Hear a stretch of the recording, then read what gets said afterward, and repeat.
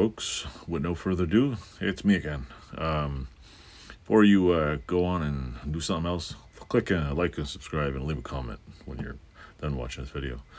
With that said, I'm going to attempt to figure out where the oil filter is on this bike. I already know where it is. I just got to figure out if these bolts are going to come out. I am also going to, attempt to drain the oil.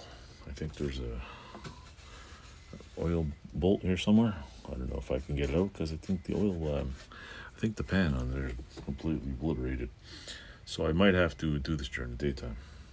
But I'm gonna at least see if I can get the oil drained. So with no further ado, keep watching and I'll show you what I'm doing. Thanks for watching. Stay tuned. Well, folks, after some fighting with this, I decided not to do a video because what a pain in the butt. What a serious pain in the ass. The bottom bolts for the what do you call it? Undercarriage got stuck. Those bolts didn't come out. Huge mess, spilled oil everywhere. So I was like, meh, I'm not making a freaking video of this. So, with that said, I'm like, you know what? I don't care.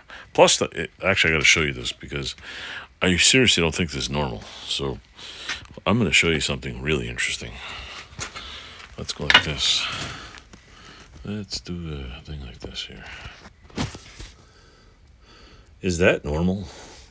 I seriously don't think cracking inside here is normal. I seriously think this bike has been seriously abused. So, with that said, I'm assuming it needs a new side case. But that's just, my, just could be my thought on it. Because there's cracks in there. So I don't know what's going on. But that's pretty neat. There's a little holder in there. I haven't seen that one for the spring. Anyway, I'm going to put it back on, see how it goes. If the whole engine blows apart, oh well.